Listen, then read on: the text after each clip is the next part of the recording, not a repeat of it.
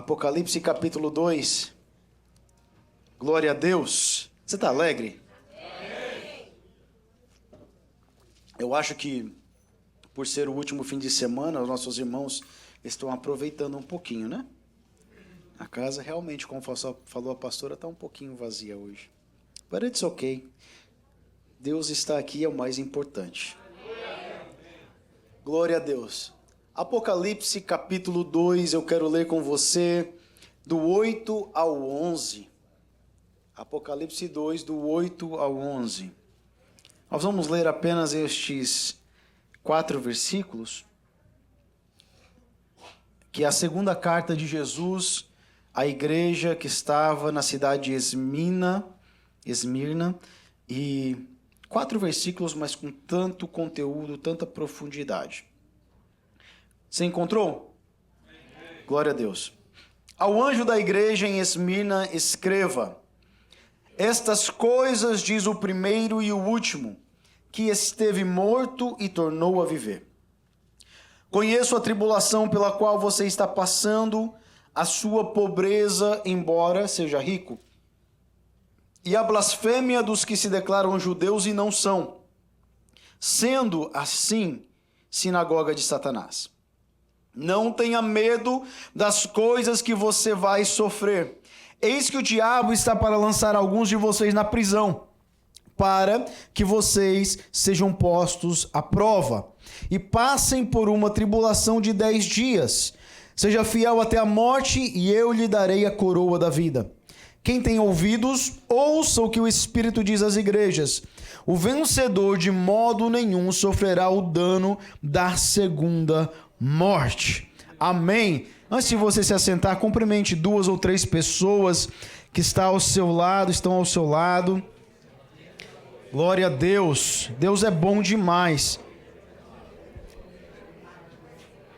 Amém. Glória a Deus. Era só 2 ou 3, gente. Você pode se assentar agora, viu? O pessoal se anima, meu Deus. Aleluia. É bom. Glória a Deus. Irmãos, nós estamos na nossa série Cartas de Jesus. E eu espero que você esteja sendo abençoada, sua casa esteja sendo abençoada. Nessa série que nós estamos fazendo, nós falamos um pouquinho sobre a situação de João. Semana passada falamos sobre a igreja que estava em Éfeso e hoje nós queremos falar um pouquinho sobre a igreja que estava em Esmirna. Eu estava meditando essa semana e quantos aqui sabem que pastor e pregador também passa por crise, né? E a minha crise, eu vi o pastor Luiz Hermínio falar algo essa semana e ele descreveu aquilo que eu estava sentindo naquele momento também. É que às vezes parece que pregamos, mas não tem muito efeito. Que parece que as palavras são vazias. E o Espírito Santo vem trabalhando dentro de mim e me fazendo entender que não importa o quão bem eu pregar ou quão mal eu pregar, quem faz o trabalho é o Espírito Santo. É Ele quem muda, é Ele quem convence, é Ele quem confronta, né? É o Espírito Santo quem faz isso através da palavra, sim, mas é Ele quem faz. Mas o que eu quero pedir para você é não apenas ouça essas pregações desta série ou qualquer outra pregação. Não apenas ouça como se fosse um mero ouvinte sentado numa poltrona, numa cadeira confortável, and that's it. Mas deixe o Espírito Santo realmente ministrar, mostrar a você, a mim, identificar aquilo que nós precisamos mudar. Nós deveríamos sair daqui, ou qualquer cristão em qualquer igreja deveria sair dos cultos dizendo: Deus, me mostra aquilo ou a área que eu preciso melhorar. Onde eu estou errando? O que eu preciso mudar na minha vida? É uma grande hipocrisia e talvez até um pouco de orgulho e arrogância nós entrarmos num culto, ouvimos a palavra de Deus, porque eu creio que todo cristão vem com a expectativa de ouvir Deus falar com ele. Então, uma grande arrogância e orgulho, nós saímos daqui e falar: cara, Hoje, Deus não pediu para eu mudar nada. Hoje nada falou comigo. Talvez não falou na sua necessidade. Talvez não falou na situação que você vem enfrentando. Porque o que nós queremos dizer quando Deus falou comigo é: Deus falou algo que veio de encontro à necessidade que eu estou passando. Aí Deus falou comigo. Mas o que Deus fala todos os domingos, isso você pode ter certeza. Porque a palavra dele não volta vazia. É que Deus confronta o nosso caráter, Deus confronta as nossas atitudes, Deus confronta a nossa maneira de viver, Deus confronta a nossa mentalidade, Deus confronta todos os domingos. Então não saia daqui dizendo: hoje não foi para mim a mensagem. Cara, se aquele irmão estivesse aqui, essa mensagem ia ser para ele. Não, a mensagem é para você, é para mim. Eu apanho dela a semana inteira para chegar aqui e bater em você. Brincadeira. Mas a mensagem me confronta a semana inteira. Essa mensagem de hoje me confrontou muito. Vocês vão entender ao longo desse tempo que nós vamos ministrar. Na semana passada eu falei sobre o abandono do primeiro amor. Uma pessoa que abandonou o primeiro amor, ela pode ouvir uma mensagem sobre abandonar o primeiro amor e nunca fazer uma autoanálise. O que nós falamos semana passada? É uma decisão consciente, porque não foi um perder o primeiro amor, foi o abandono do primeiro amor. E nós podemos sair daqui e falar: cara, tô bem demais, não preciso fazer uma autoanálise, não preciso confrontar nada em mim, tá tudo bem, porque quem já abandonou o primeiro amor já não sente mais a convicção do Espírito. Preste atenção. Se nós temos a capacidade de sair de um culto sem que nada nos confronte, é uma grande indicação que o Espírito Santo já não habita dentro de nós. Eita Jesus, é assim, pastor? Porque quem não tem mais o Espírito Santo, quem já abandonou o primeiro amor, quem não está mais em conexão com o Espírito, já não sente mais o Espírito confrontando ele, confrontando a sua mente e o seu coração. Agora, aqueles que têm o Espírito Santo, eles saem de qualquer culto. Irmãos, isso eu não estou falando apenas na Freedom, não, mas em qualquer igreja que você entrar, a primeira coisa que ele vai fazer enquanto está ouvindo a palavra, ou quando ele sai daqui é: cara, o que eu tenho que mudar? O que precisa ser transformado em mim? Onde eu estou? Como eu estou? O que precisa mudar? E eles se movem para essa transformação. Se movem para isso que o Espírito Santo está liderando. A morte espiritual começa quando eu consigo sair de um ambiente em que Deus fala, pensando que eu estou bem. Você entendeu o que eu falei? Eu acho que você não entendeu. Vou falar para esse lado aqui, ó. A morte espiritual começa quando eu consigo sair do ambiente em que Deus fala, dizendo: eu estou bem pra caramba. Eu estou bem, pastor, crentão. Não preciso mudar nada, minha vida é perfeita. Isso é um indício que a morte espiritual começou. Agora, aqueles que estão querendo viver de acordo com o Espírito, eles correm para o lugar secreto para ouvir de Deus. Para ouvir o Espírito revelar a sua condição. Eu não sei como você saiu daqui na semana passada, mas eu saí: Jesus, eu preciso voltar ao primeiro amor. Mas o Senhor é o pastor. O Senhor é o pastor dessa igreja. A carta foi escrita ao pastor. Eu preciso voltar a colocar o Senhor como prioridade na minha vida, porque sempre a minha carne está querendo colocar alguma coisa antes de Deus. Sempre tem uma coisinha que vai à frente de Deus. E eu tenho que constantemente lutar contra isso. Eu estou sendo confrontado. Eu não sei como você saiu daqui, mas eu espero que você tenha saído daqui com o coração pesado. Com o coração quebrantado e ficar a semana dizendo: Senhor, me ajuda a voltar ao primeiro amor. Eu preciso me arrepender de ter abandonado ele. Eu preciso me arrepender. Os puritanos, eles falavam assim, que o verdadeiro arrependimento, ele vem acompanhado de agonia. O arrependimento verdadeiro, ele gera agonia, ele é agonizante.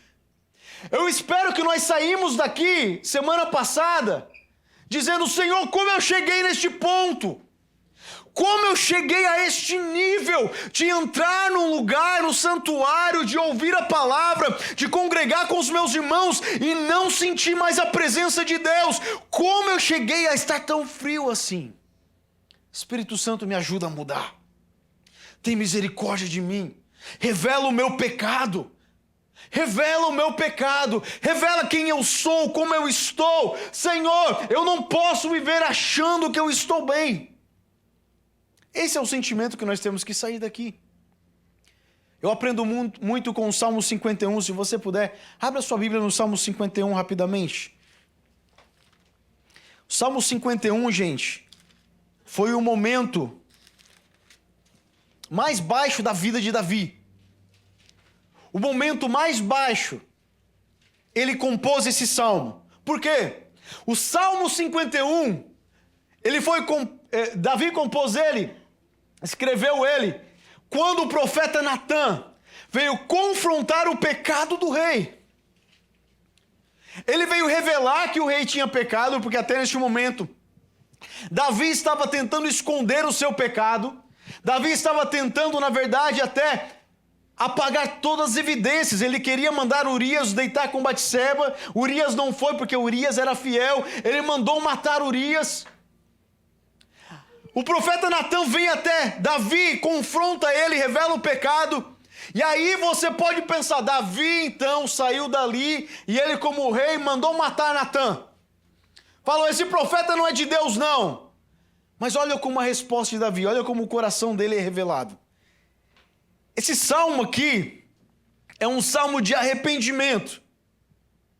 Olha o que Davi fala. Compadece-te de mim, ó Deus.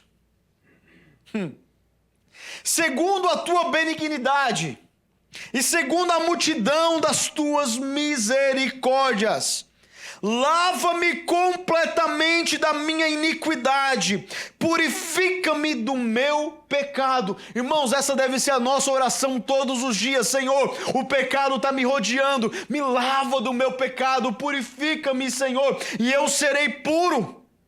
Agora, preste atenção, pois eu conheço as minhas transgressões. Senhor, eu não posso mais esconder. Eu conheço. Lembra que capítulo 2 de Apocalipse, ele fala assim, lembra-te de onde você caiu. Eu conheço as minhas transgressões e o meu pecado está sempre diante de mim. Agora olha o que Davi falou, pequei contra ti somente, e fiz o que é mal aos teus olhos, de maneira que serás tido por justo no teu falar e puro no teu julgar. Eu nasci na iniquidade, e em pecado me concebeu minha mãe. Eis que te agradas da verdade do íntimo, e no oculto me fazes conhecer a sabedoria.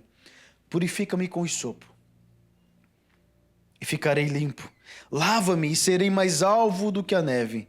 Faz-me ouvir júbilo e alegria, para que exultem os meus ossos, que esmagastes. Esconde o teu rosto dos meus pecados e apaga as minhas iniquidades. Cria em mim. O que ele está falando? Eu já sei que eu não tenho mais. Cria de novo, Senhor. Cria em mim um coração puro. Renova dentro de mim um espírito inabalável. Não me lances fora da tua presença, nem me retires o teu Espírito Santo. Quando Davi foi pego num ato de adultério, de pecado, escondendo o seu pecado, ele poderia ter ali retrucado, poderia ter dado várias explicações para Davi, para Natã melhor, ele poderia ter tentado cobrir o seu pecado de outra forma, mas quando Deus identificou e revelou o pecado de Davi, Davi se arrependeu dos seus pecados e falou, Senhor, não retires de mim o teu Espírito. Irmãos, nós temos que sair daqui todos os domingos dizendo, Senhor, lava-me, purifica-me, me faz alvo como a neve. Senhor, limpa-me todos os dias e não retires de mim o teu Espírito Santo. Não retires de mim o teu Espírito. Irmão, não perca a oportunidade de se arrepender e voltar para Deus. Sabe, nós temos pregados ultimamente, eu creio, coisas bem confrontadoras Eu sei que você está já vindo para a igreja e falando, o que vai ser hoje? Porque eu creio que Deus está querendo alinhar a nossa igreja. Eu preguei algum tempo atrás, 3, 4 semanas, não, um pouquinho mais talvez, sobre nós servirmos uns aos outros e servirmos na igreja. Uns 4 ou 5 entenderam a mensagem e falaram, pastor, eu quero servir. Pastor, onde eu posso ajudar? Eu quero servir os irmãos, quero servir a igreja. Mas a grande maioria ouviu, entra aqui e sai aqui. O que nós estamos ouvindo? E o que nós estamos aplicando? Aquilo que ouvimos, se não for aplicado, não vai gerar transformação em nós. O meu desejo é que essas palavras, essas ministrações, nos façam acordar para a vida. Nos façam entender que nós não podemos enganar nem a nós mesmos, muito menos a Deus. Irmãos, se o Espírito Santo não está convencendo o teu coração, é uma grande indicação que talvez ele não habita mais aí. Pastor, está duro o negócio. Irmãos, nós precisamos decidir se a gente é crente ou não é, se a gente serve o Senhor ou não é. Nós não podemos ficar em cima do muro. Não há mais tempo para ficar em cima do muro. Primeiro que o muro foi construído por Satanás, ele pertence a ele. Quem construiu o muro foi o diabo. Você está em cima do muro, mas o muro está ficando cada vez menor. Nós precisamos decidir para onde nós vamos pender, qual lado nós vamos servir. É uma decisão pessoal de nos rendermos a Deus, de verdade. Espera aí, então, eu decidi aceitar Jesus. Eu decidi ser cristão. Eu decidi viver pela palavra, então eu vou obedecer todos os preceitos, tudo que Jesus pediu, porque ele falou, o verdadeiro discípulo obedece às minhas palavras. Isso é ser um discípulo de Jesus. É uma decisão pessoal de nos rendermos a Ele, de baixar todas as defesas, os achismos, a mentalidade que a gente entrou, nós vamos deixar lá fora, porque nós vamos viver uma renovação da mente. É uma renovação da mente, para que Ele possa revelar quem nós somos e quem Ele é. Jesus já sabe quem nós somos de verdade, mas às vezes nós precisamos entender quem nós somos. Então o trabalho do Espírito Santo é nos revelar a nós mesmos. E quando Ele nos revela a nós mesmos, irmãos, nós ficamos envergonhados. Nós ficamos arrependidos. Porque nós entendemos que como que um Deus tão maravilhoso consegue amar alguém como eu? Um Deus tão santo, tão perfeito, consegue amar alguém como eu? Como que isso é possível? Eu não sei. É pela graça, é pela misericórdia dele. Então nós precisamos realmente nos render a este processo de transformação.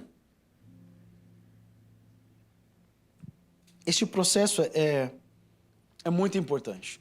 Sabe, muitos de nós viemos a Jesus quando chegamos no fundo do poço.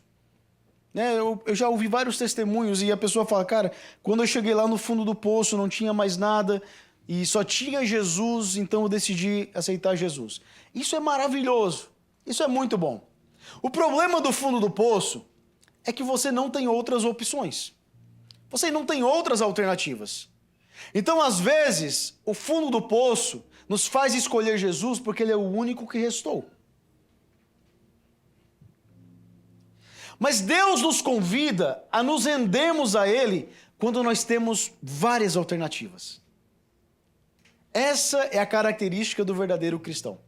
O fundo do poço pode até ser o início. O problema é quando você fica com essa mentalidade do fundo do poço, que quando Deus te tira deste poço, você escolhe outras coisas além de Deus. Por quê? Agora você tem outras alternativas. É fácil escolher Jesus, por um lado, né? Quando só Ele resta, só tem Ele, não tem mais nada para escolher. Agora, o verdadeiro cristão, ele não escolhe Jesus apenas porque só Jesus restou. Ele escolhe Jesus apesar das outras oportunidades e escolhas, outras coisas que ele poderia ter escolhido. Este é o verdadeiro cristão. Se você está hoje aqui, você abriu mão de um monte de coisa para estar aqui. É ou não é? Você poderia estar em casa descansando, você poderia estar em casa dormindo, tomando um café da manhã, quase almoço já com seus filhos, com seus parentes. Você poderia estar viajando, você poderia fazer tantas outras coisas, até mesmo trabalhando.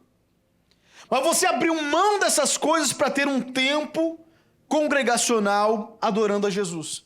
É uma decisão consciente por Jesus. Você não foi forçado a estar aqui. Ninguém colocou uma arma na sua cabeça e falou, olha, você precisa estar lá hoje. Ninguém está fazendo isso com você. Você decidiu, de livre e espontânea vontade, vir aqui. Se eu decidir seguir Jesus de livre e espontânea vontade, será que eu não deveria então escolher também obedecer a Jesus e todos os seus preceitos e tudo que a Bíblia fala para ter uma vida plena em Jesus? Hoje nós cantamos várias músicas aqui falando da centralidade de Jesus, de Cristo, né? Que só Ele importa, só quero a Ti, nada mais, nada além de Ti. As músicas hoje, se você percebeu, foram voltadas a nós colocarmos Jesus no centro e declararmos que só precisamos dele. Mas vamos agora aplicar essas músicas à nossa vida. Quantos de nós vivemos desta forma? Quantos de nós conseguimos colocar Jesus no centro? Só Ele importa, nada mais importa. Eu abro mão de tudo por Ele. Eu abro mão do dinheiro por Ele, do trabalho por Ele, do lazer por Ele, porque Ele é o centro da minha vida. Se nós não chegarmos a este ponto, meus irmãos, o que nós cantamos aqui é uma mentira.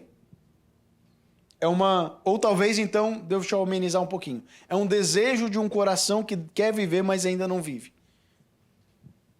Nós precisamos chegar num ponto que não é apenas cantar, não é apenas ouvir, mas é praticar aquilo que nós estamos lendo e aprendendo. Jesus falou assim: existem duas casas que vão passar pelos mesmos problemas. Elas vão passar pelos ventos, pelos rios, pelos vendavais, pelas tempestades. A diferença dessas duas casas é que uma está alicerçada na rocha e a outra na areia. E aí ele fala assim: eu vou comparar a casa que está alicerçada na rocha, aquele que ouve as minhas palavras e as pratica. A casa que está alicerçada na areia, ele apenas ouve. Jesus estava falando, sabe por que nós vivemos de altos e baixos? Por que nós somos tão inconstantes? Por que a gente não consegue colocar Jesus no centro? Porque nós apenas ouvimos, nós não praticamos. Mas pastor, eu estou tentando, irmãos, eu sei, nós todos estamos, ninguém vai chegar à perfeição. Não é isso que eu estou falando. O que eu estou dizendo é que nós não podemos ouvir e não aplicar a nossa vida todos os dias. Ler e não aplicar. A letra sem aplicação, sem a revelação do Espírito, ela é morta. Por isso que a lei não podia transformar o ser humano. A lei era apenas o diagnóstico falando, você não consegue. Você nunca vai conseguir. A graça foi o que possibilitou o ser humano a viver de acordo com o que agradava a Deus. É a graça quem faz isso. Nós precisamos entender isso. Uma verdadeira rendição é quando eu poderia estar fazendo qualquer outra coisa, em qualquer outro lugar, mas eu escolho Deus. Eu poderia estar fazendo qualquer outra coisa, mas eu escolho Deus. Quando ele se torna verdadeiramente o meu maior prazer. O próprio salmista Davi, no Salmo 27, ele fala: uma coisa eu peço ao Senhor, e eu a buscarei. Nós citamos isso tanto, não é? Que eu possa morar na casa do Senhor todos os dias da minha vida, para contemplar a beleza do Senhor e meditar no seu templo. Agora, Davi escrevendo isso, ele podia ter escrito: uma coisa eu peço ao Senhor, que eu possa viver nos melhores palácios. Ele podia. Que eu possa ter toda a riqueza do mundo. Que eu possa ver as belezas naturais da natureza. Mas ele falou: eu pedi ao Senhor que eu possa habitar na sua casa. Porque eu quero o quê? Contemplar o Senhor. Eu quero ver o Senhor. Eu já vi coisas neste mundo, irmãos. A gente não consegue compreender o tanto de riqueza que Davi e depois, posteriormente, Salomão tiveram. Eu já tive ouro, já tive prata, já fui honrado.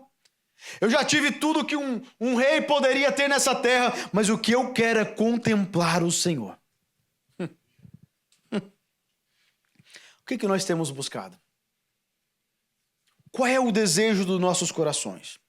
Tendo dito tudo isso, porque isso aqui é só para alinhar o nosso espírito. Quando nós pregamos sobre as igrejas, nós estamos falando sobre as 7 igrejas. Primeiro nós temos que entender, como eu falei, que sim, João estava escrevendo para uma igreja que existia no seu tempo, que provavelmente foi pastoreada por ele, ou foi pelo menos aconselhada, como ele agia como um apóstolo ali naquela igreja. Sim, devemos aplicar isso às igrejas, mas nós devemos também aplicar a nós. Essa carta que Jesus escreveu à igreja que estava em Esmina, ela foi uma carta muito peculiar. Porque Jesus escreveu 7 cartas, apenas 2 igrejas não receberam nenhuma repreensão do Senhor. Esmina é uma delas. Esmina, ela não recebeu repreensão, ela foi apenas elogiada pelo Senhor. Ela era, aos olhos do Senhor, uma igreja muito bem sucedida. Uma igreja que fazia aquilo que o Senhor queria que ela fizesse. O que define uma igreja bem-sucedida? Se eu perguntasse para você, ou se alguém fora perguntasse para você, define para mim o que é uma igreja bem-sucedida. Define para mim o que é uma igreja ideal, vamos dizer assim. Qual seria a nossa resposta a isso? Porque hoje, olhando com a mentalidade que nós temos hoje, principalmente pelas redes sociais, nós iríamos dizer assim: para mim, uma igreja bem-sucedida é uma igreja que tem uma estrutura, que comporta ali muitos jovens, um departamento infantil fantástico, que tem coisa para os homens, para as mulheres, para os casais, uma igreja que tem no mínimo aí 500 pessoas, 1000 pessoas, uma igreja que tem verba, tem um orçamento anual que sobra para ele fazer missões na África, fazer missões no Brasil, fazer para os mendigos da sopa, da comida. Qual é a quantidade de pessoas que tem? Você começa a listar, né? Uma igreja, talvez os mais superficiais vão falar, uma igreja que tem um telão, não sou contra o telão, mas se essa é a definição de uma igreja ideal, é superficialidade. Inclusive, nós queremos no futuro ter um também, não é isso? Mas se é isso que nós definimos a igreja, é muito superficial. Para hoje para muitos, uma igreja bem-sucedida é exatamente isso. Normalmente, quando os pastores se reúnem, 5, 10 minutos de conversa, eles perguntam: quantos membros tem na sua igreja? Parece que essa métrica é o que nós usamos para ver se ele é um bom pastor, para decidirmos se é uma boa igreja, para decidirmos se eles estão fazendo as coisas certas, porque nós entendemos que o número de pessoas na igreja valida aquilo que a igreja está fazendo. Valida o ministério do pastor ou da liderança. Tem alguma coisa piscando aqui atrás, não? Misericórdia. Quem está mexendo aí? Jesus, em nome de Jesus. Ou nós podemos falar assim: não, é porque a igreja tem várias vans, e a igreja vai buscar o pessoal em casa, e isso é uma igreja bem estruturada. Mas Jesus elogiou a igreja de Esmina e não usou nenhum desses parâmetros. Nenhum. Jesus não está olhando o quanto de dinheiro a igreja tem, quantos membros a igreja tem. Na verdade, vamos trazer isso para nós. Jesus não está se importando quantos bens você tem. Ele não se importa se você tem uma casa boa, um carro bom, uma roupa de marca. Para ele, doesn't matter. Não importa. Não é o parâmetro que Jesus usa. Ele está olhando para a gente, ele está dizendo assim, ó, vamos ver se a família é saudável. Ou desliga a luz ou para de mexer, por favor. Pode desligar se quiser. Eu sei que, né, às vezes ela faz automático. Aí melhor. Glória a Deus. Agora se você ligar de novo, eu acho que ela vai parar. It's okay. Ele está olhando. Sangue de Jesus tem poder. Eu falei para alguém esses dias que eu não gostava de luz piscando no púlpito. Aí...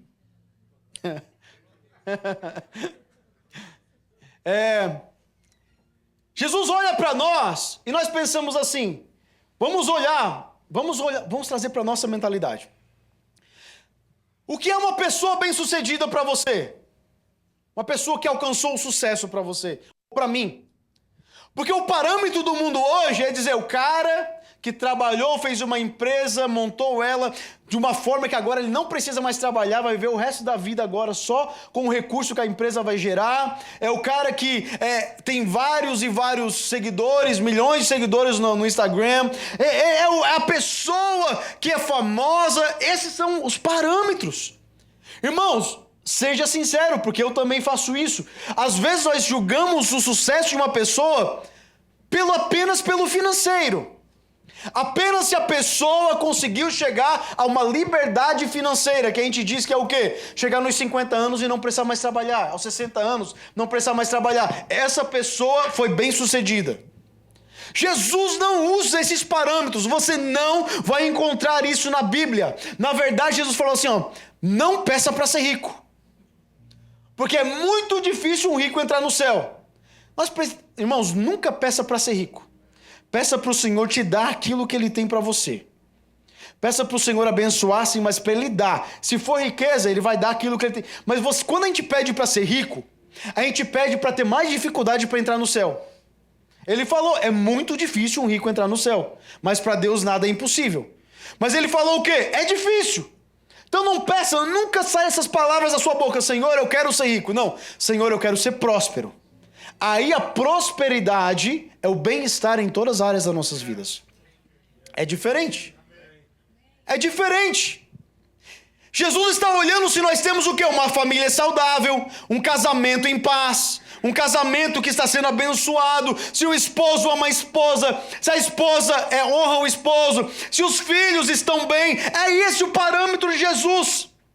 E para a igreja não é diferente. Ele olha para a igreja e ele não se importa com o número de membros. Ele não se importa com o orçamento anual. Irmãos, isso é ruim? Não. Me entenda, por favor. Não é errado uma igreja ter muitos membros, de maneira alguma. Não é errado ter um orçamento anual que você possa... Não é isso que eu estou falando. Isso não pode ser os parâmetros que nós usamos para decidir se a igreja é um sucesso ou não. Se ela é algo que é direcionada por Deus ou não. Jesus não olha para nada disso. Sexta-feira eu estava no Prayer Hubs, lá na casa do pastor Adriel. E nós estávamos em 7, 8 pessoas. E o Espírito Santo veio de uma forma tão doce naquele lugar, tão maravilhosa, que no final eu falei para eles, olha, eu estou me sentindo como uma igreja primitiva. Porque a igreja primitiva se reunia nos lares. Logicamente um lar, uma casa, não vai comportar 100 pessoas, não vai comportar 50 pessoas, principalmente naquela época. Talvez tinha ali 7, 8, 10, 15 pessoas, mas o Espírito Santo estava presente entre eles. Quer dizer então que a igreja primitiva, se existisse hoje nos parâmetros, nos moldes da igreja primitiva, ela não seria considerada uma igreja bem-sucedida. Porque se para ser bem-sucedido eu preciso de um templo grande, eu preciso de milhares de pessoas, a igreja primitiva que estava com os apóstolos que andaram com Jesus não seria bem-sucedida aos nossos olhares. As únicas igrejas que Jesus elogiou, e apenas elogiou, foram Esmirna e Filadélfia, que eram as menores das 7 igrejas. Preste atenção. Tinha menos influência do que qualquer outra das igrejas, mas para Jesus, elas eram igrejas muito bem-sucedidas. Sabe, às vezes, isso acontece comigo também. Nós chegamos no culto, E o pastor, ele sempre quer ver a igreja cheia. É algo natural do pastor, ele quer ver a igreja cheia. O problema é quando o nosso coração está nisso. Algum tempo atrás, eu acho que uns 2 anos atrás, Deus me confrontou muito nisso. Deus me confrontou porque eu me alegrava mais, até durante o louvor, quando a igreja estava cheia. Eu pregava com mais entusiasmo, eu pregava mais quando a igreja... Aí o Senhor me confrontou nisso. E eu fazia isso sem pensar, não era intencional. Mas o Senhor me confrontou porque nós olhamos aquilo que agrada os olhos humanos. É aquilo que o pastor quer ver, uma igreja cheia, uma igreja que os bancos estão todos lotados. Às vezes é pela preocupação daquela pessoa que não veio e tal, legal. Mas o Senhor me confrontou e falou, por que você adora diferente quando a igreja está cheia? Nós temos que reajustar a nossa mente para aquilo que é bíblico. Para aquilo que agrada o Senhor e não agrada a nossa carne. Hoje nós celebramos, irmãos, igrejas que têm milhas de largura, mas 1 incha de profundidade.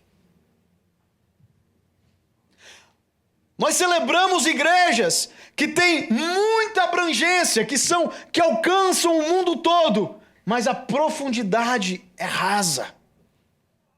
É muito rasa. Igrejas influentes, renomadas, reconhecidas, mas rasas, com muita gente, mas pouca espiritualidade. E deixa eu até mudar isso um pouquinho, porque também podemos ser uma igreja pequena e rasa. Não é o tamanho da igreja quem determina. Existem igrejas grandes, profundas, mas na grande maioria hoje, nós vemos igrejas que têm uma grande abrangência, uma grande largura, mas são rasas espiritualmente. O critério de Jesus nunca foi o tamanho, foi a profundidade. Sempre foi o critério de Jesus.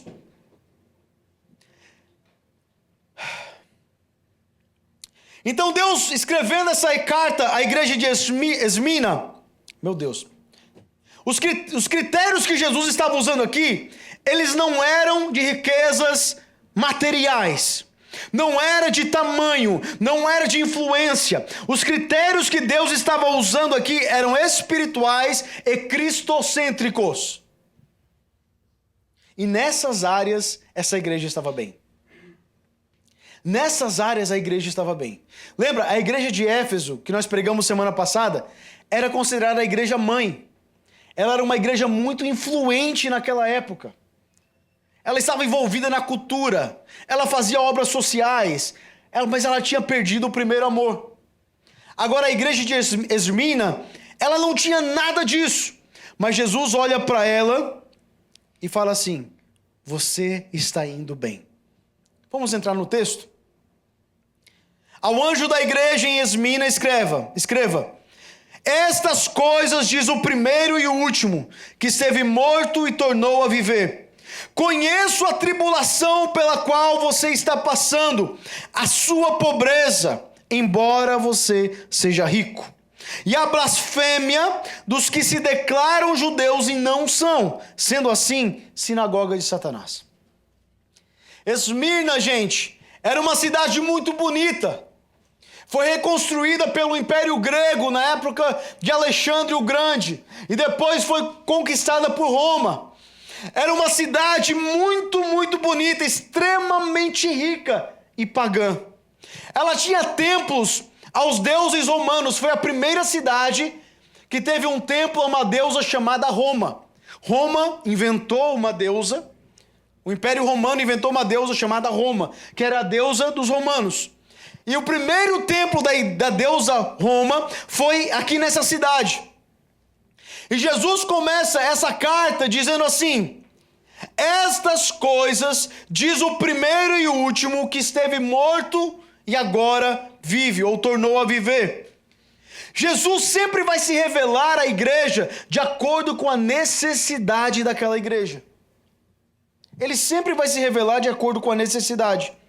E a igreja de Esmina estava enfrentando uma grande tribulação e perseguição.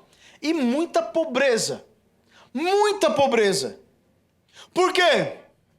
Eles estavam sendo perseguidos porque no meio de uma cidade pagã, No meio de uma cidade que adorava o império, os imperadores, adorava os deuses gregos, ela não se dobrou diante do sistema.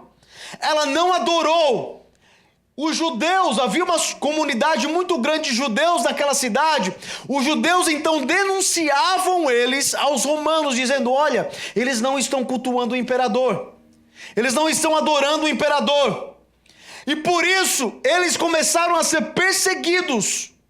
Eles começaram a ser denunciados para Roma. Aí Jesus aparece para eles. E eu acho interessante que Jesus falou assim: eu sou o primeiro e o último.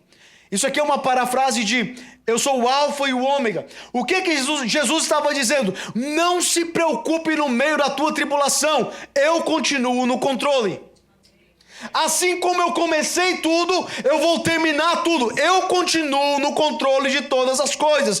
Eu sou o princípio e o fim. Não tenham medo. Irmãos, quando Jesus vai consolar essa igreja que está enfrentando uma grande tribulação, ele não vem com uma palavra: eu sou o refúgio, eu sou o primeiro e o último. Por quê? Se você entender que ele é soberano e eterno, nada foge do seu controle, isso é suficiente. Ah, mas a igreja de hoje está enfrentando uma tribulação da imigração. Ah, imigração. Não, irmãos. Deus continua sendo o primeiro e o último. Jesus continua sendo o primeiro e o último. Ele continua no controle da igreja e da sua vida. Ele continua. Se você entender isso, se você entender quem Jesus é de verdade, lembra que eu falei alguns domingos atrás? Que ele criou tudo. Foi por meio dele que foi criado. Foi para ele que foi criado. Se eu entender isso, irmãos, quem é a imigração diante do nosso Deus? Nós falamos ontem lá no Man Up. No final do Man Up, nós entramos no assunto de imigração.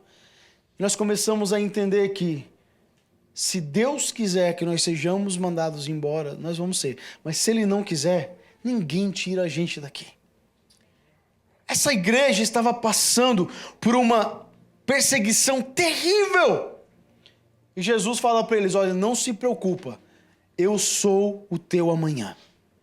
Eu estou com você, eu sou o último, eu tenho o controle da história da humanidade. Essa tribulação que você está enfrentando não vai tirar essa realidade, não vai mudar essa realidade. Eu continuo no controle da sua vida. Ele vai falar assim: conheço a tribulação pela qual você está passando. Aí ele fala: conheço a sua pobreza, embora seja rico. A igreja era pobre, passando por tribulação. Jesus olhou para ela e falou assim: você é rica. No reino de Deus, riqueza é diferente do que no reino material. No reino mundano. Jesus olhou para uma igreja que estava sendo perseguida. Jesus olhou para uma igreja que estava sendo denunciada, para uma igreja que estava sendo literalmente caçada pelos romanos, e falou assim: você está passando por tribulação, você é pobre, mas eu quero que você lembre que você é rica. No reino de Deus, riqueza é obedecer e conhecer o Senhor Jesus Cristo. Ai, pastor, eu estou passando pela maior dificuldade financeira, irmão. Você é rico se você tem o Senhor Jesus Cristo. Você é rico se você está no centro da vontade de Deus. Você é rico se você está contemplando o Senhor. A riqueza que Jesus está dizendo aqui essa é que vale para mim. Ah, mas eu não tenho. Deus não está se importando se você tem $1 na sua conta. O que ele importa é se você conhece Ele. Se você está obedecendo a sua palavra. Conheço a tua tribulação. Ele conhece a nossa tribulação. Irmãos, às vezes a gente pensa que Deus não conhece que a gente está enfrentando uma... Eu vou colocar em aspas, porque eu não considero isso uma perseguição. Nós não estamos sendo perseguidos.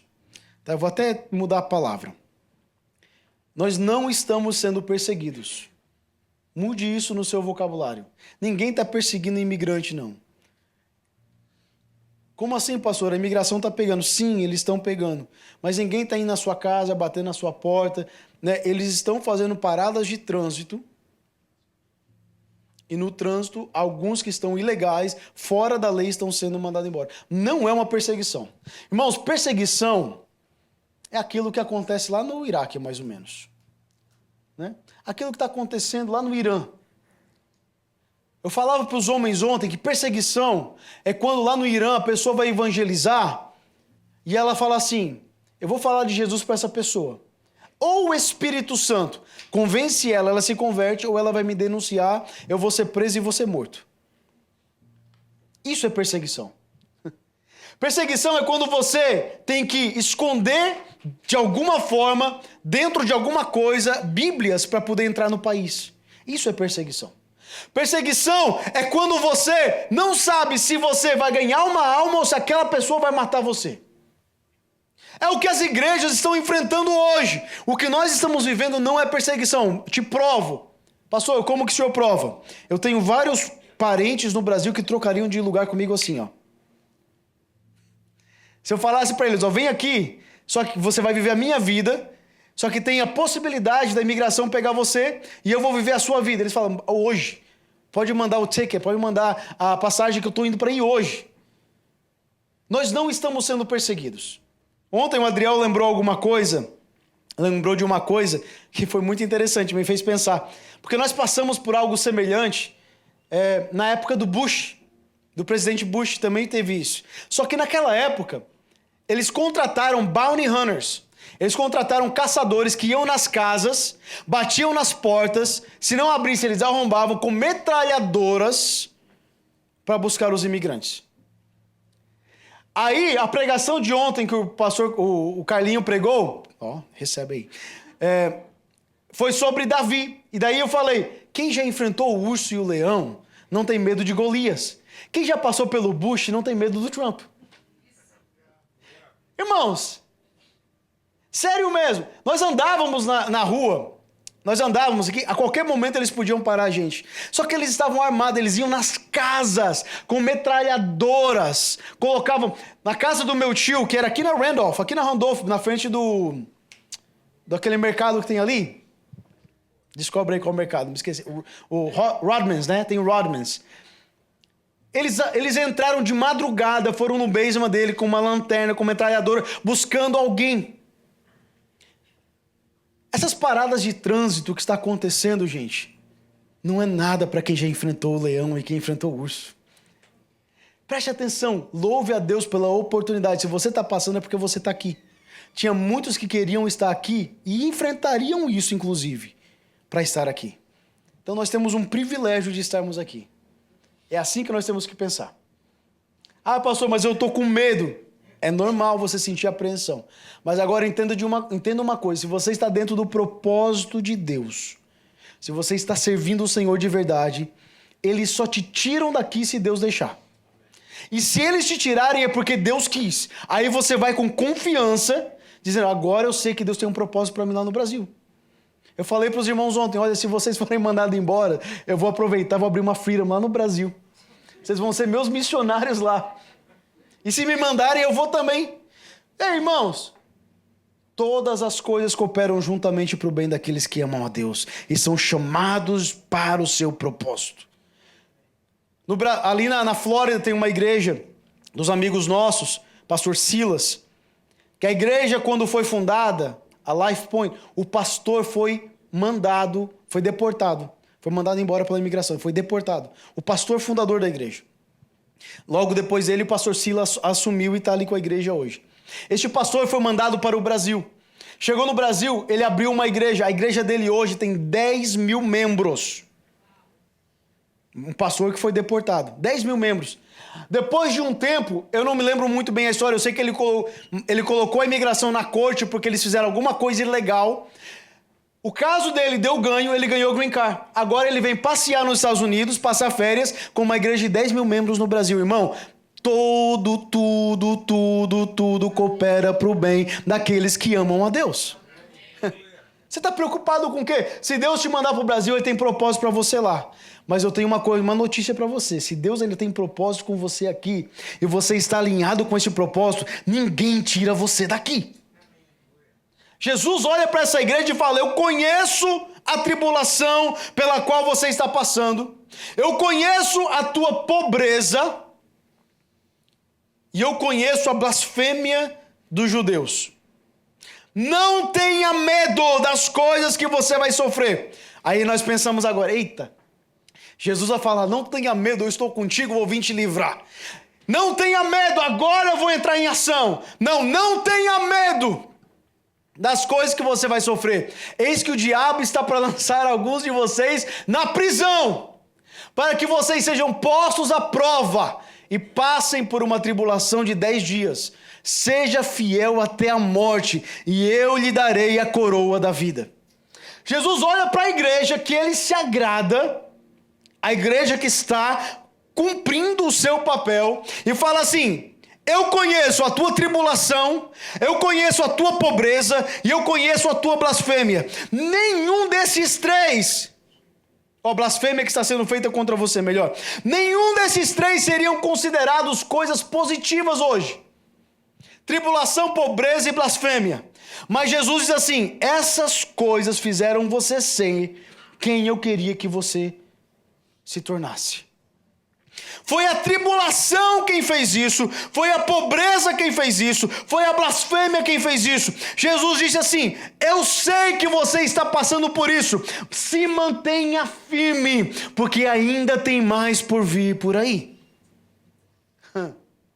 Ele fala assim: eis que o diabo está para lançar alguns de vocês na prisão, para que vocês sejam postos à prova. Irmãos, nós temos esquecido que o sofrimento faz parte do Evangelho.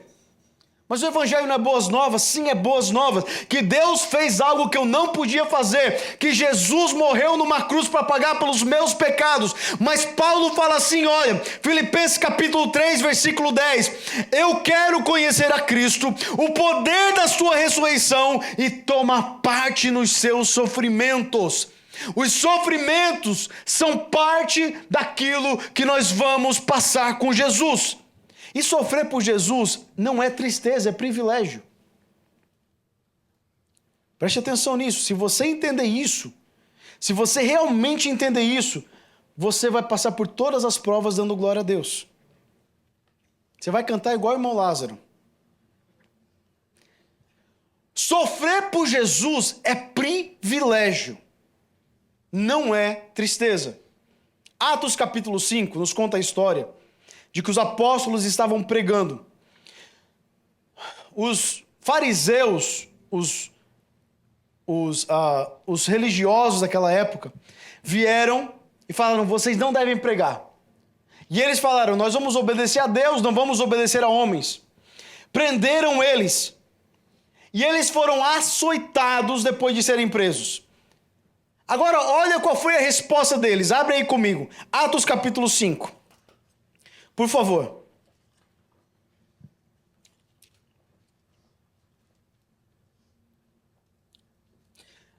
Vamos ler do 40, por favor.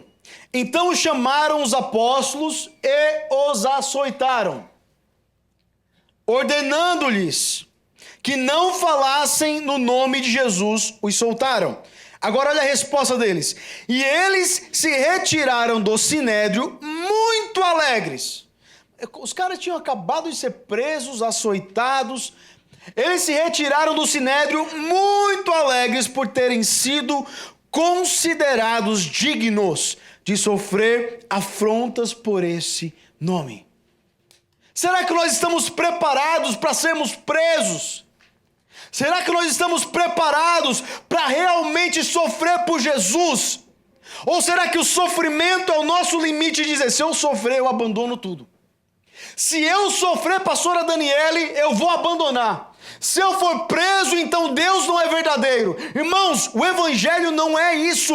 O evangelho fala assim, ó, vocês vão ser perseguidos por meu nome, vão abandonar, o pai vai deixar você, a mãe vai abandonar você, você vai ter que brigar com parente, com esposa. Eu vim aqui causar separação, divisão, porque para você viver para mim, você tem que morrer para o mundo. Quantos de nós estamos preparados a sermos presos por Jesus? Sofrer por Jesus é um privilégio. E a igreja de Esmina se posicionou e falou: nós não adoraremos o imperador. Nós não vamos adorar o imperador. Adorar o imperador era ter o imperador como Senhor. E nós sabemos que nós só temos um Senhor.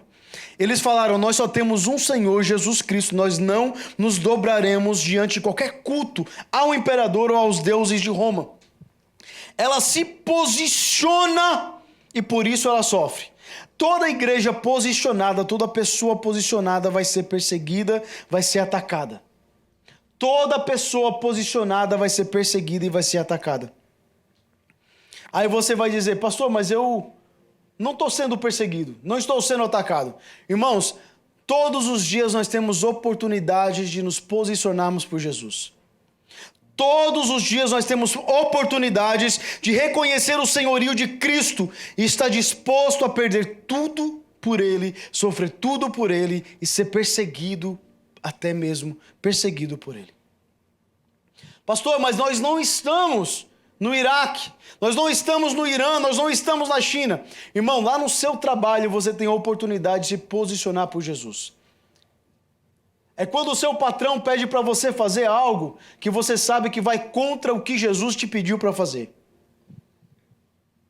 É quando o seu patrão fala assim: ó, mente aqui, ó, assina o teu nome aqui, coloca um número a mais aqui, faz isso aqui, ó, e você se rende ao desejo do patrão, negando o desejo do seu Senhor. É quando, irmãos, o governo fala: você tem que pagar tantos de impostos, e você acha maneiras de burlar o sistema para não pagar impostos. É aí que nós estamos realmente decidindo a quem nós servimos. Não existe crente que sonega impostos. Preste atenção, não existe crente que sonega impostos. Ou você é crente, ou você sonega impostos. Não existe o mesmo. Não existe. Jesus falou que dai a César o que é de César, e a Deus o que é de Deus. Não existe crente que usa contas falsas para ganhar dinheiro. É nessa hora que nós nos posicionamos com a possibilidade de perder dinheiro, com a possibilidade de às vezes não ter o que comer. Mas nós não fazemos conta falsas, nós não compramos robôs ilegais, nós não alugamos conta de outros para poder trabalhar num trabalho. Esses dias me contaram que a moda hoje é você alugar conta de outra pessoa, sabendo que isso é contra a lei. É você baixar, eu não sei como, é um aplicativo que tem um robô para você pegar as melhores cargas, porque os outros do mundo estão fazendo. Aí você tem que fazer para competir com eles. Não, você tem que fazer o correto para honrar o seu Senhor. Esmirna não se dobrou diante do sistema. Você se dobra diante do Amazon. Você se dobra diante das entregas. Você se dobra diante dos impostos. Eles não se dobraram porque eles decidiram: eu tenho um Senhor e Ele tem que ser honrado acima de tudo, custe o que custar. Irmãos, essa hora que eu devia cantar aquela música assim, fala Deus, fala Deus. Nós fomos à Assembleia algum tempo atrás, visitar o nosso amigo, e chegou lá e estavam cantando essa música. Alguém olhou para mim: pastor, eu pensei que o senhor tinha inventado essa música, mas é um corinho aqui na Assembleia. Irmãos, por que nós estamos com a mente tão cauterizada ao ponto de essas coisas erradas não doerem mais o nosso coração e o Espírito Santo não trazer mais convicção? Como assim que eu faço uma coisa ilegal e me sinto bem em estar na igreja adorando o Senhor e falando que o Senhor é meu Senhor? Como que eu consigo burlar o sistema? Dar um jeitinho na lei? Irmãos, tem coisas que são involuntárias. Ok, pastor, mas eu estou aqui nesse país ilegal. Eu sim. Deus te trouxe aqui com propósito? Trouxe. Então você vai obedecer a Deus acima do sistema. Foi Deus quem te trouxe? Foi. É involuntário, porque Deus tem um propósito para você aqui. Eu entendo isso. Agora, tem coisas que nós temos a decisão de não fazermos. Tem coisas que nós deveríamos estar, na verdade, nos posicionando e nós estamos nos dobrando diante do sistema. Nós estamos nos prostrando diante do sistema. Quer ver um exemplo que eu via muito na área que eu trabalhava?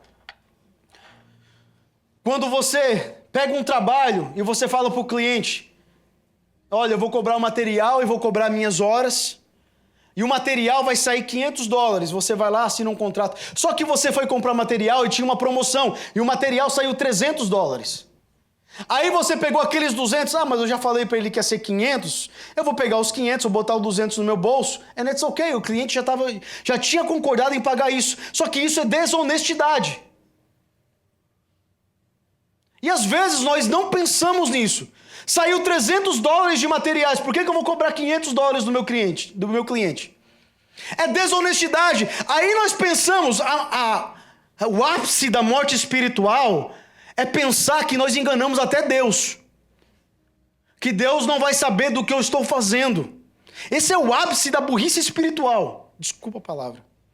De achar que Deus não entende e não sabe o que eu estou fazendo de errado. Essa igreja aqui estava sendo perseguida, lançada na prisão. Essa igreja aqui estava morrendo por causa do nome de Jesus. E Jesus falou: continua firme assim.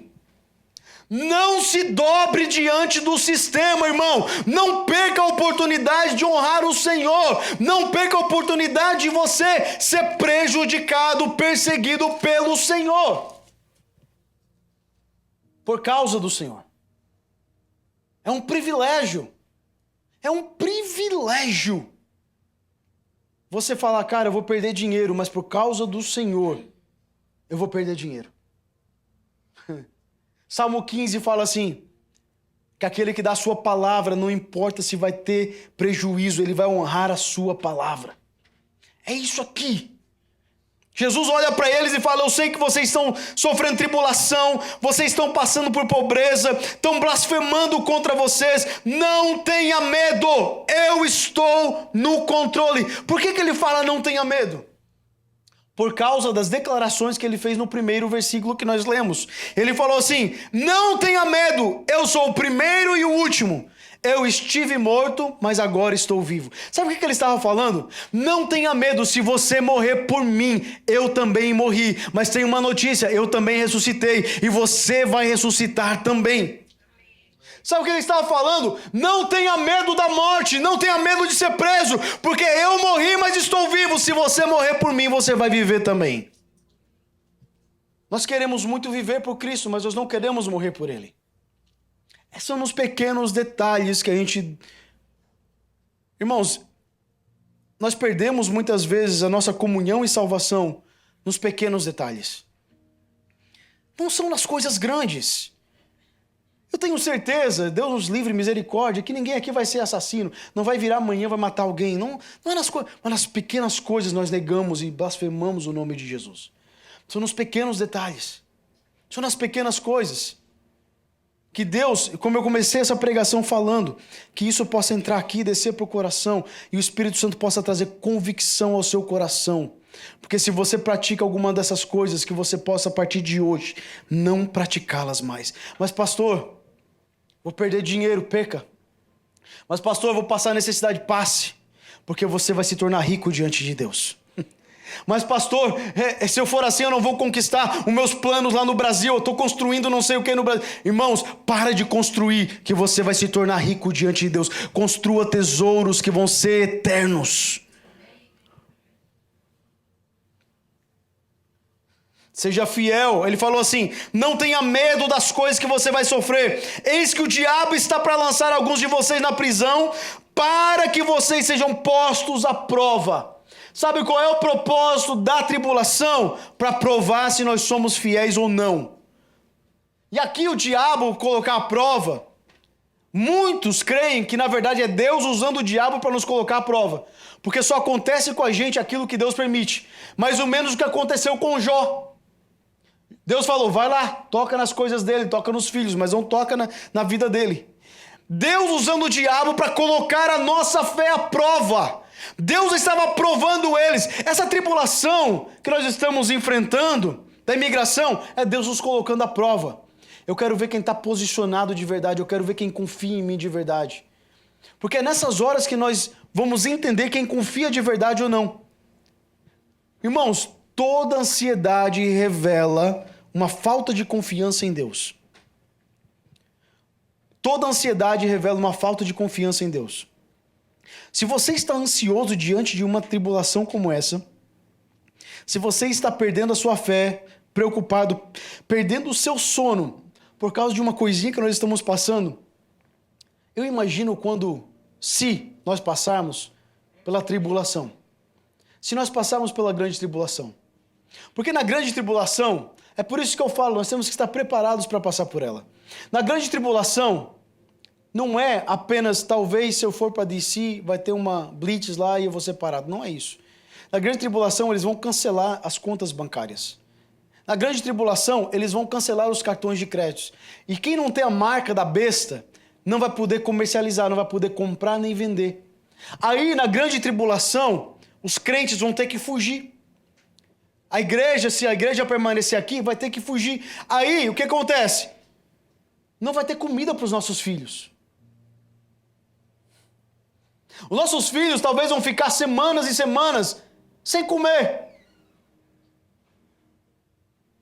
Se nós, diante do que estamos passando agora, estamos perdendo a fé, estamos nos desesperando, eu creio e eu temo, na verdade, que diante de uma perseguição severa contra a igreja, nós aceitaríamos até a marca da besta.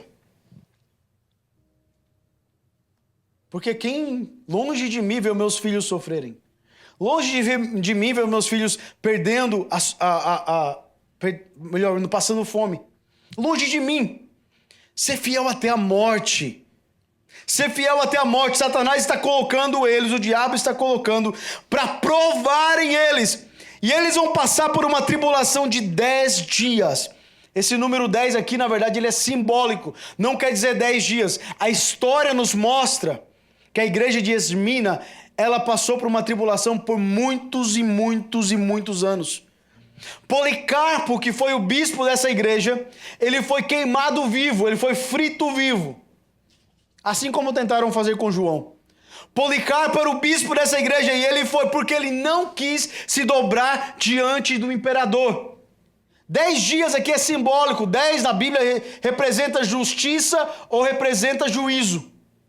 Você vai ver que na Bíblia tudo é 10, né? Foram 10 mandamentos trazendo justiça e 10 pragas trazendo juízo. É o número de julgamento. Ele falou assim, vocês vão ser provados por 10 dias, mas seja fiel até a morte e eu vou te dar a coroa da vida. Será que nós estamos preparados para sermos fiéis até a morte? Quem tem ouvidos, ouça o que o Espírito diz às igrejas. O vencedor de modo nenhum sofrerá o dano da segunda morte. O que é o dano da segunda morte? É o inferno, é o lago de fogo. Jesus falou assim, não tema aquele que pode apenas matar o corpo, mas nós temos que temer aquele que mata o corpo e lança a alma no inferno. Essa é a segunda morte. Então ele está falando, você vai ter que ser fiel até a morte, e eu vou te dar a coroa da vida. Essa coroa aqui não é a coroa de um governante, é a coroa de um vencedor. Quando eles corriam nas arenas, nos esportes, e eles ganhavam, eles recebiam a coroa de um vencedor. Jesus falou assim, se você permanecer fiel até a morte, eu vou te dar a coroa de vencedor. É isso que Jesus estava falando. E é essa igreja que Jesus diz que ela é uma igreja bem-sucedida. A igreja que estava sendo perseguida por causa de Cristo e não se dobrou diante do sistema. Quem tem ouvidos, ouça o que o Espírito diz às igrejas. O vencedor de modo nenhum sofrerá o dano da segunda morte. Fica de pé, por favor.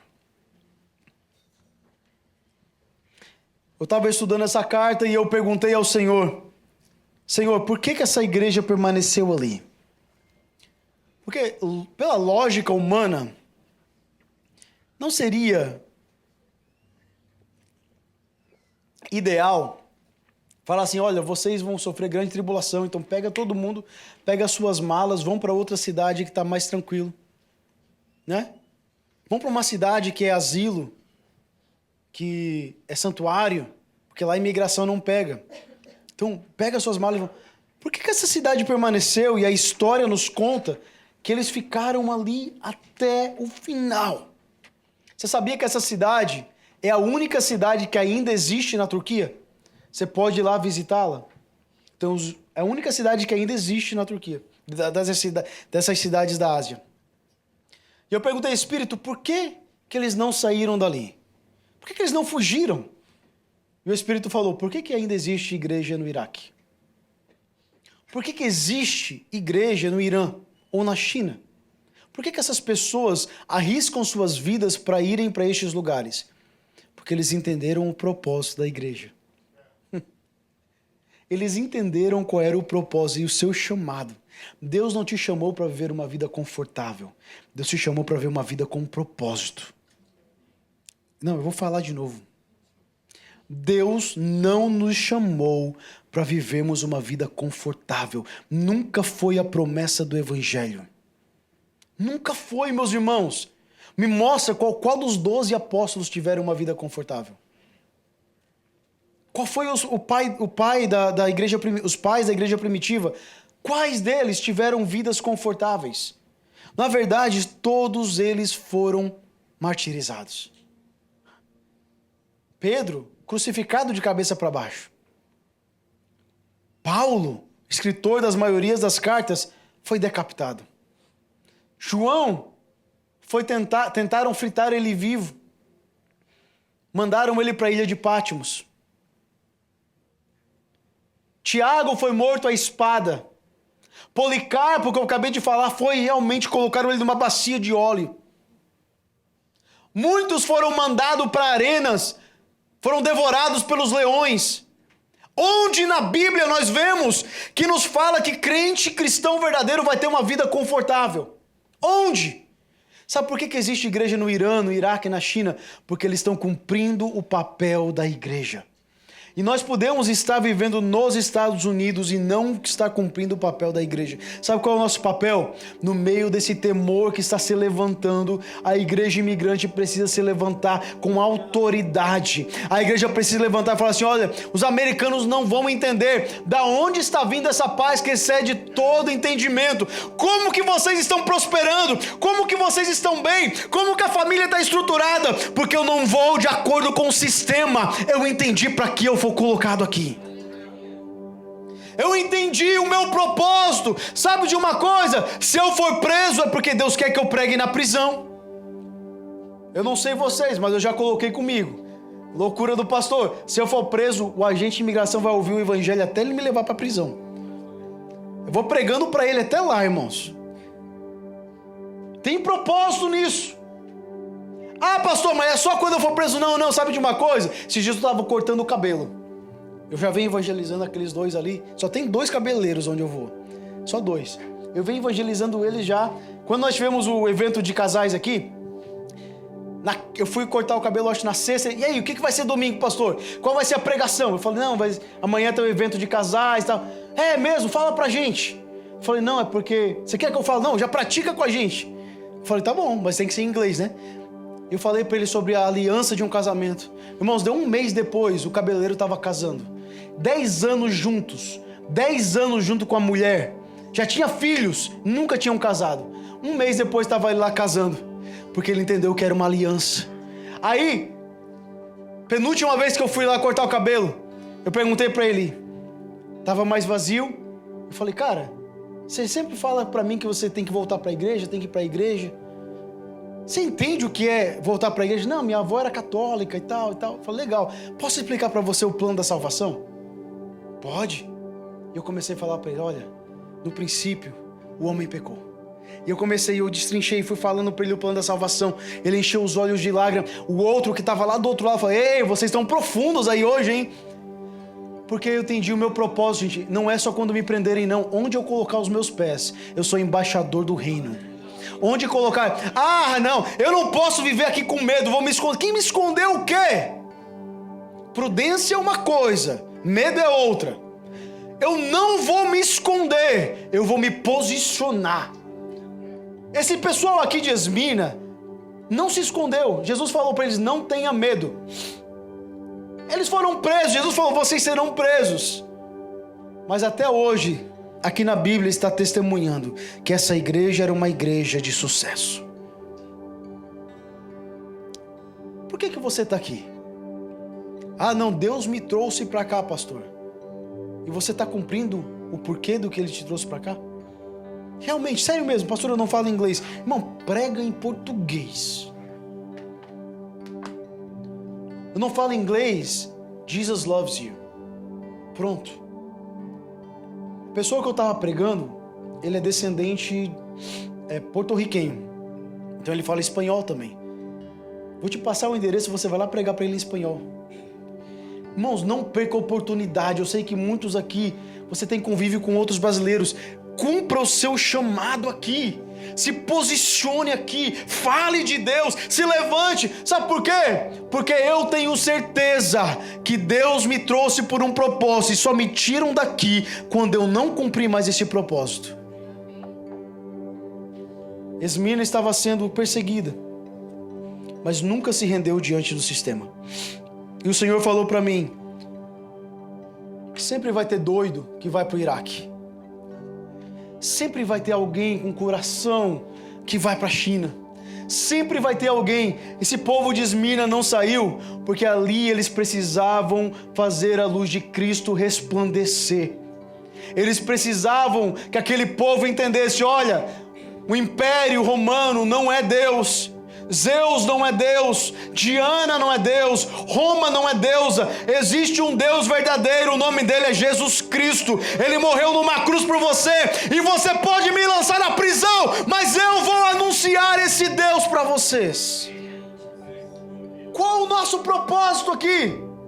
Reunir aos domingos, ouvir uma palavra, sair daqui? Não, irmãos. Que nós sejamos como Esmina. Comece a pregar para gente de imigração. Ei, pastor, o senhor está doido? Tô. Para os policiais, vai pregar, gente. Mês passado teve um pastor hispano que foi preso ali na Eastern Shore, em Maryland. Estava indo trabalhar, foi preso. Última notícia que eu tive, ele tinha ganhado 34 pessoas dentro da prisão. Mexeram com a pessoa errada. Foram colocar pastor na prisão, ele vai fazer o quê? Vai pregar. Irmãos, qual é o teu propósito aqui? Mas pastor, é tanto sofrimento. Então sofra por Jesus, sabe por quê? Você não vai sofrer a segunda morte. Tem uma coroa de vida te esperando. Ele falou assim: eu morri, mas eu estou vivo. Se eu vivo agora, você vai viver também. Isso é suficiente. That's enough. Para de dizer: ai, que coisa difícil. Ai, que vida, pastor. Não dá para nada, só consigo pagar as contas, irmão. Tem gente que não tem nem para pagar a conta. A igreja na China, eu vou terminar com isso, eu prometo.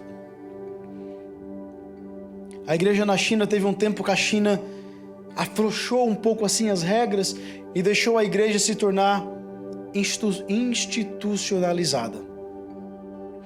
Ter templos e tal. Depois de um tempo, a igreja na China esfriou muito. E o governo começou a apertar de novo as regras. E a igreja precisou voltar a ser subterrânea, a ser escondida.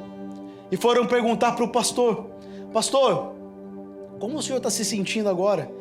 Que a igreja tinha liberdade por um tempo e agora tiraram a liberdade, agora vocês têm que estar escondidos. Ele falou: foi a melhor coisa que aconteceu para a igreja. Quando a igreja tinha liberdade, a igreja não pregava, a igreja parou de evangelizar, a igreja tinha medo, mas quando a igreja estava sendo perseguida, foi o maior momento de evangelismo que nós vivemos. Todos os domingos, ou todas as reuniões, eu não sei se é nos domingos, Tem pessoas novas vindo e conhecendo Jesus. Todo mundo fazia o seu papel porque todo mundo estava fugindo. Não tinha mais perseguido e menos perseguido. Todos eram perseguidos, então todos cumpriam o seu propósito. Às vezes nós temos que orar para Deus mandar uma perseguição. Quem sabe? Essa que nós estamos vivendo, essa pequena tribulação que nós estamos vivendo, não é para despertar a igreja do Senhor, para nós voltarmos a cumprir o nosso propósito. Quem sabe não é para os imigrantes se posicionarem e o país entender que nós também estamos aqui para contribuir com este país. Quem sabe não vai ser agora que eles vão ver imigrantes pagando impostos, imigrantes sendo cidadãos de bem, imigrantes ajudando o próximo, ajudando o americano, visitando, cuidando. Quem sabe não é para isso. Quem sabe não foi para isso que Deus está mandando essa pequena tribulação, para a igreja despertar de novo. Olá, obrigado por nos acompanhar até aqui. Se essa mensagem abençoou você, compartilhe ela com outras pessoas para que eles também possam ser abençoados.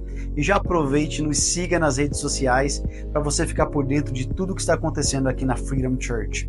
Se você tiver algum pedido de oração, deixe nos comentários abaixo e nós estaremos orando por você. E se você mora na região de Washington DC, Maryland ou Virgínia, venha nos fazer uma visita. Será um grande prazer receber você na nossa família. Deus te abençoe.